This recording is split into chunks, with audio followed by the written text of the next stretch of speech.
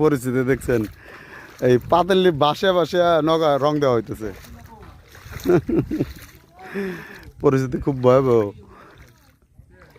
এই পানি কিন্তু বাড়তেছে, শুধু নৌকাটা মানে আশেপাশে কোনো ক্ষেত আর কি নাই, জাগনা নাই, সবই মনে করেন যে সেটাও পানি। এই কারণে নৌকাটা উঠানো খুব কষ্ট, বা উঠানো হয় নাই। এইখানে মোটামুটি খালি তলিতে একটা সময় এক জায়গায় টান দিয়ে উঠে এই করা যায়, পরে করা যাবে না। তো এ হলে কাতার তরির পরিস্থিতি। কাতার তরি নৌকা, আর ওই যে আগের যে সোনালি কালার ছিল ওটা চেঞ্জ করে এখন টিয়া কালার দেওয়া হবে। আগামীকাল হয়তো দিবে, আজকে আর দিবে না।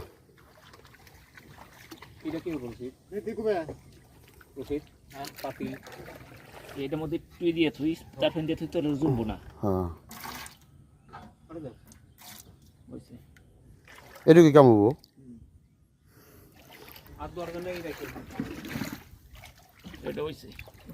এই যে পরিস্থিতি, গাপ টাপ দিচ্ছে ভিতরে।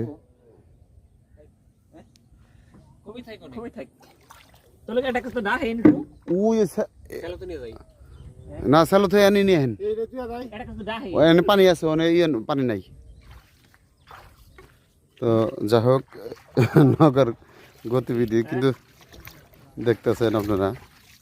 কি বললাম, পানি বাড়লেও ভালো লাগে। যাই হোক, তারপরেও কিন্তু এখানে এই যে পুরা নৌকাটা, এই যে এই পাশেও কিন্তু কালার উঠে ফেলাইছে।